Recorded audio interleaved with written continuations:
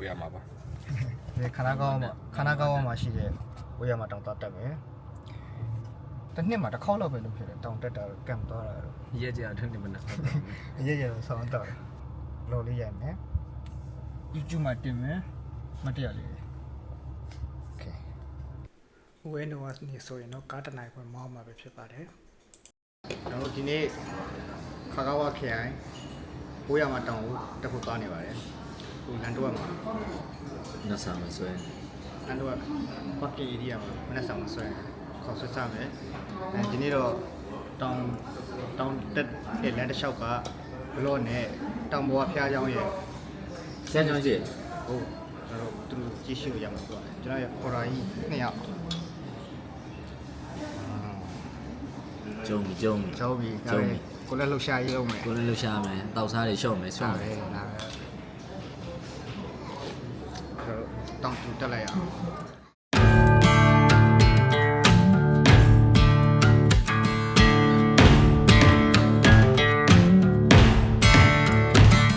ဒါကြီးတော့တောင်တက်မယ်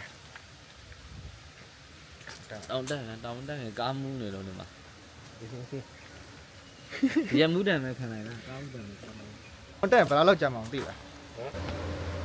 မိုးရွာကိုလာပြီးဆူတောင်းတဲ့ဖျားကြောင်ကွာ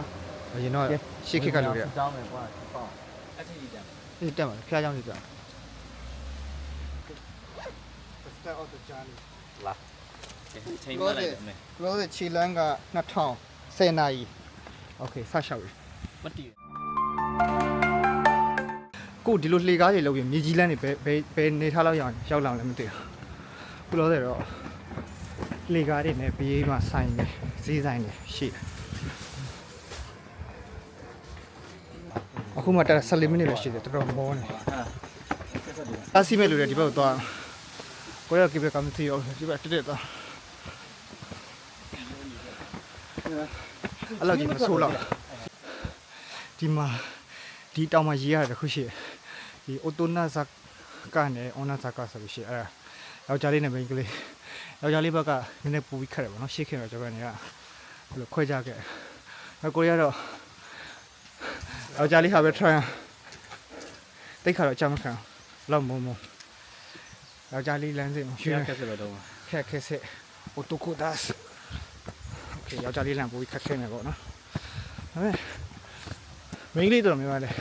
ဒီဘက်မှာတိုင်ဘာမှဖြစ်အဲ့လိုလည်းမဟုတ်ပါဟိုမျိုးခွဲထားမဟုတ်โอเคရှိုးလာဟိုရတာတောင်းလိကကျင်းလေးဒီမှာလုံးဝမဆောင်နေဟုတ်မှာည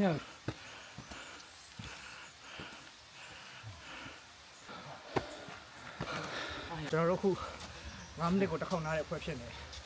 ဒါပေမဲ့ကျူးတော့နောက်3လလောက်ဆိုရင်တို့တော်မျိုးမနာပဲတက်โอเค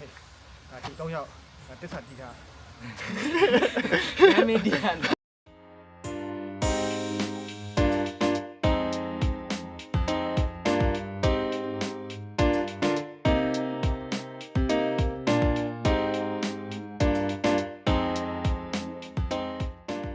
မြန်မာတွေက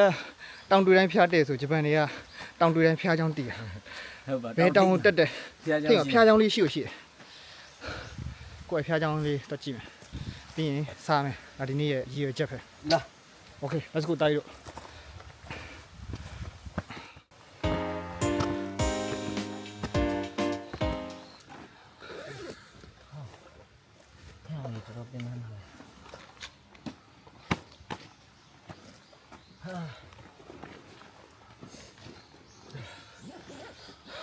ဟောမှာလိုပင်မန်းတော့ငါတို့ကောင်းနေအားစားမလုံးမတီးတာ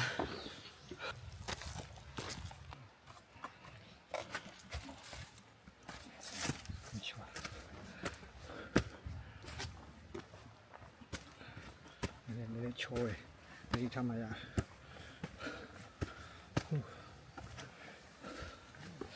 အနေနဲ့လုပ်နေတော့ဒီသားချက်တော့မသိဘူးကျွန်တော်တို့ရတောင်းဆိုရင်တစ်နှစ်မှတစ်ခေါက်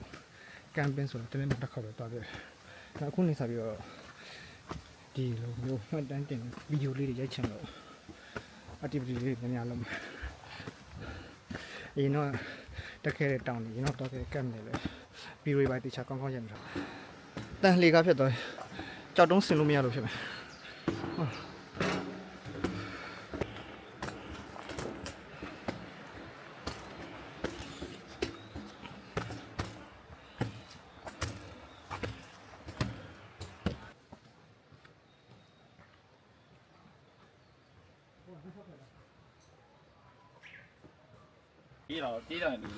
ကျွန်တော်တငယ်ချင်းတွေဂျပန်နိုင်ငံရဲ့တိုကျိုမြို့ကယာမန်နိုတယ်ရထားလိုင်းတစ်ပတ်ကိုလည်းပတ်ပြီးလမ်းလျှောက်အောင်မှာမလို့ကျွန်တော်တို့ဘလော့လေးကြည့်ပေးပါဦးအဲ့ကြရင်လည်းကျွန်တော်တို့တငယ်ချင်းတွေအများကြီးတွားပြီးတော့ဘလော့တွေရိုက်ပါခီးထွက်တာတော့တောင်တက်တာတို့ကမ်ပင်းတို့အဲ့လိုဟာမျိုးလေးတွေရိုက်ပေးမယ်ကမ်ပင်းရတယ်မှာကျွန်တော်တို့ like ဒီလုပ်ပေးပါ share လေးလုပ်ပေးပါ channel လေး subscribe လုပ်လိုက်ပါအားဒီမြန်ကောင်းကောင်းမွန်လေးဘလော့လေးတင်ပေးပါတင်းကြတယ်ခဏခဏပြုတ်ကြ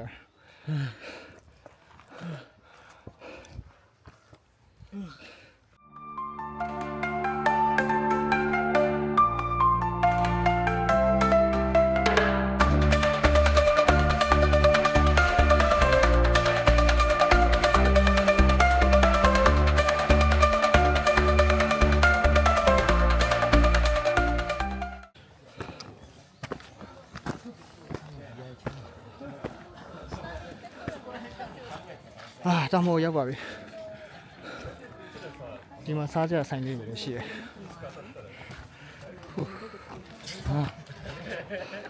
ဒီမှာဆွဲလို့ရတိုက်ရရောက်ပြီတမ်းမယ်လား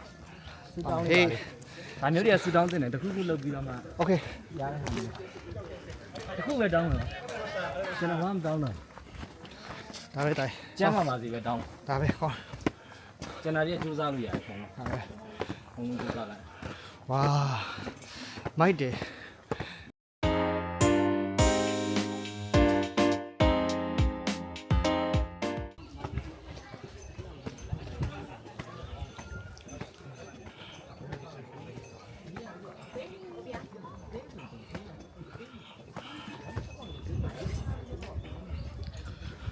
နောက်ဆုံးတော့ရောက်ပါပြီတနားရီခွဲအတိကျဒါတော့မှနားလိုက်တက်လိုက်နားလိုက်တက်လိုက်အေးဆေးလေးတက်လာဝါရောက်ပါပြီရောက်ပါပြီ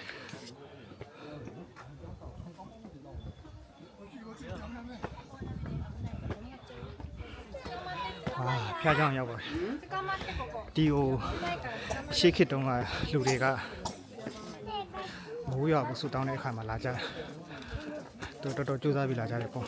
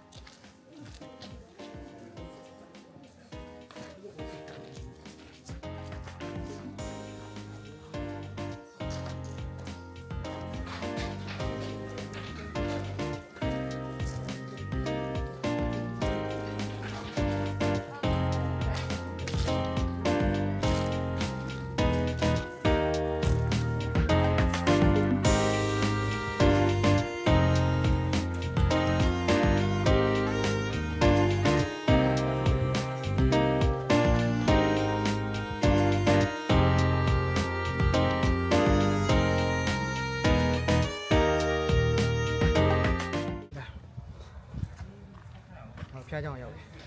ပြီးရင်နည်းနည်းကျန်သေးတက်တောင်ထိပ်ထိတက်လိုက်တယ်โอเคလာတစ်ခေါက်တက်မယ်ဆွဲ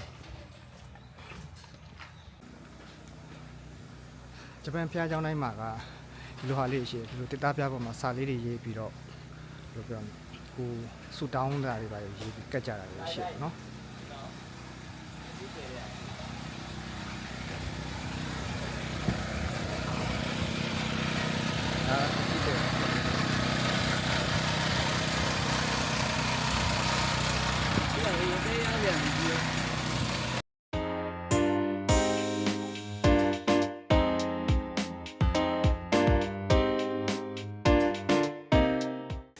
ပုံမှန်ဖျားเจ้าတွေမှာဆိုရင်တော့မြန်မာသားတွေတွေ့ဘူးတယ်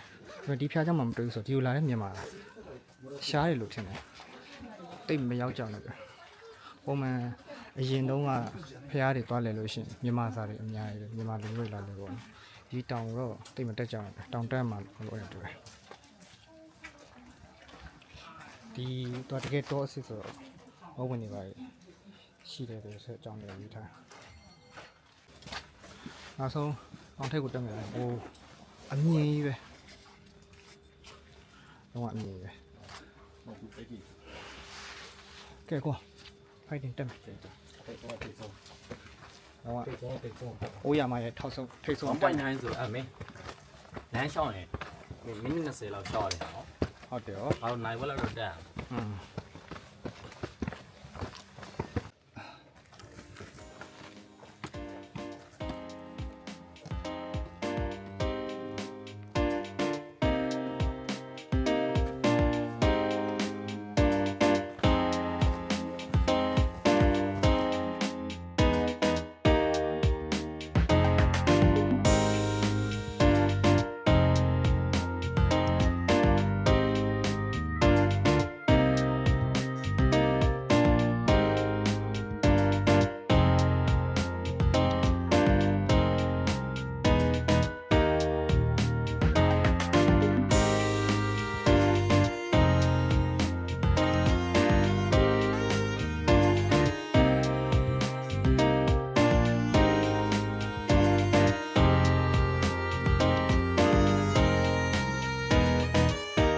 ဒီအတက်ကြည့်ကြည့်လိုက်ပါ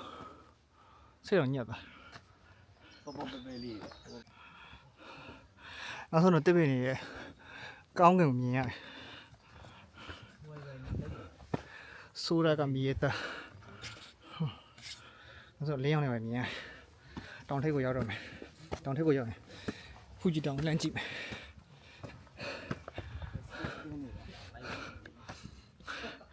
10 နာရီရတက်လာလမ်းမှာခဏနားတာနဲ့ဟိုဖျားเจ้าမှာ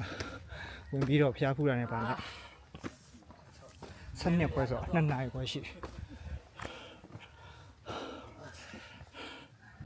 တဲ့တယ်နေထောက်လေရှိုးလဲလူတွေမှတော့မသိတော့ ဒါတော့ပြိုင်းနေပေါ့ အစတော့ကဟိုဖျားเจ้าထိပဲထင်ပြီးတော့တော်တော်ကြီးတက်တာထင်တာအခုဖျားเจ้าနေစပြီးထက်ပြီးတော့တက်လာတော်တော်ထိနေ တောင်ထိတ်ကိုကတော့လို့ယောက်ျားလေးမိန်းကလေးမခွဲဘူး မှန် လိမ့်နေပဲတူပဲ ဟာဒီဟောက်တောင်တက်တာတော်တော်ထိတယ် မော်ရှေးရှာပလိုက် ဒါပေမဲ့တော်တော်များများကခုနဖျားเจ้าထိပဲတက်လိမ့်မယ်လို့ထင်တယ် နော် ဘာလို့ဆိုဒီဘက်မှာလမ်းရှိမှန်းတော့မသိဘူးဟာဒီကောင်အောင်မျိုးမင်းပြောမှသိတယ်ဖျားเจ้าတောင်ထိပ်ထင်တယ်မဟုတ်ခုဒီဘက်မှာတက်ထက်တယ်အဲတောင်ကြီးတက်မယ် 1.9 ကီလိုမီတာတက်တက်လာဆိုအကောင်တဝက်နောက်မှာဝင်ကြည့်ရပုံ ဟုတ်တယ်နော်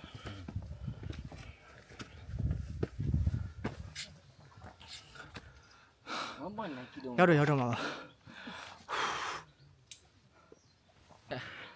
မဟုတ်လို့လေကွာ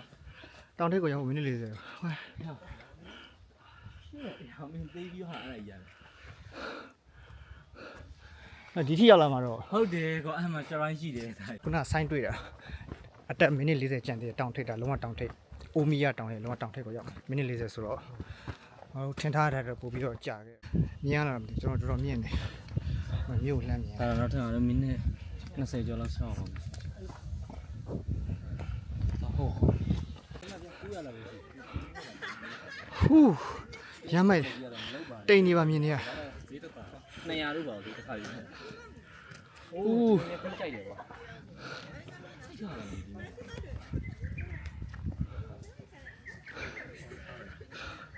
ရောက်တော့မယ်တောင်ထိပ်ရောက်တော့မယ်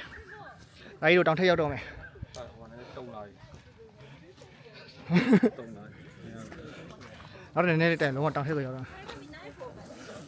ဟောမိုက်တိန်နေပါမြင်နေရ0.6 ကီလိုပဲလိုပါတော့တယ်โอเค600မီတာလောက်ပါ အေးပါ 6မီတာပဲလို့တော့တယ် yes တောင်ထိပ်ရောက်ကို6မီတာပဲလို့တော့ဟာပြောမဲ့တာပြောတာတက်လာ3နာရီရောက်ရှိသွားတယ်10နာရီတက်လာဒီ ဒီနားတာတွေရောဘာတွေရောပေါင်းထည့်လိုက်လို့ရှိရင်အခု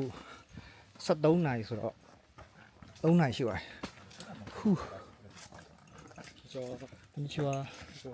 こんにちはこんにちはဒီမှာတောင်တက်လို့ရှိရင်အဲ့လိုလေးနှုတ်ဆက်ကြတာနော်ကြားနေတာတွေ့ညီမမှာဘယ်လိုနှုတ်ဆက်လဲမသိဘူးတက်နေစနေတွေ့こんにちはပေါ့နော်နှုတ်ဆက်ကြကျွန်တော်ဖွဲ့နားတာတော့များနေဒါပေမဲ့နောက်10မိနစ်ဆိုရောက်ပြီးတော့ပြောတယ် ဘူးကဘယ်လို ကျွန်တော်တို့အေးဆေးဆေးလေးနဲ့ရှောက်လာပြီးတော့ရောက်နိုင်တော့ဘောရောက်ရင်ရှူခင်းနေထပ်ပြမယ်ကြည့်အောင်နော် ပတ်စက်ကရင်းနဲ့တော့၄ရောက်တော့တက် အာ yes 300မီတာပဲလို့တော့နောက်ဆုံးတော့ရောက်ခဲ့ပါတယ်73နာရီ18မိနစ်တနာရီ18နေ့လယ်တနာရီ18မိနစ်စတက်တာ10နာရီတိဆိုတော့နားတာတွေပါရော3နာရီကျော်လောက်တက်ခဲ့ပြီးပါပဲ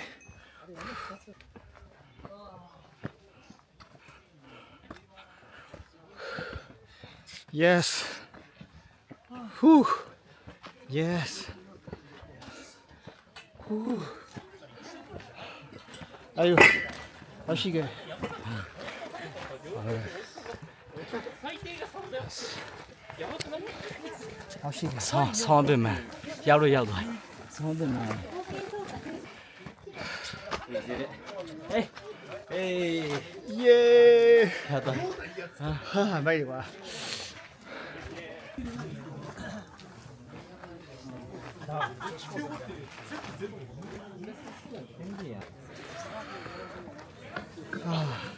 anoကျွန်တော်တို့တွေတောင်ထိပ်ကိုရောက်လာခဲ့ပါတယ်တကယ်ကြီးကို3နာရီလောက်တက်ပြီးတော့ရောက်လာနိုင်နေပါပြီဟာဟိုဒီတော့ပြန်တက်လာတယ်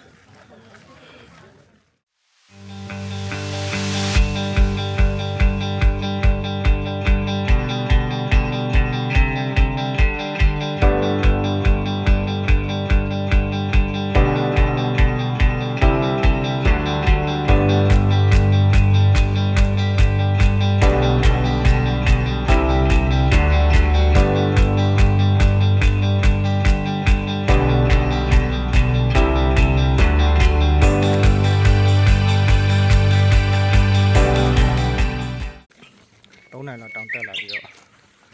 မြို့ရဲ့ရှုခင်းကြီးအရမ်းမိုက်တောင်ကဟုတ်တယ်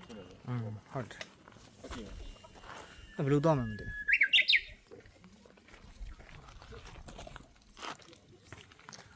ဒီဘက်မှာလုံးအေဂျင့်နေတယ်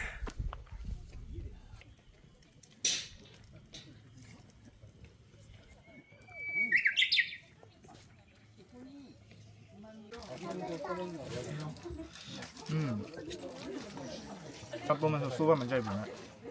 ။စားလို့ကောင်း။ပုံမှန်ဆိုးပါတယ်အရင်ပေါ့ဒီကောင်။နည်းနည်းငန်းလေးဆိုစားလို့ကောင်း။ရှယ်ပဲ။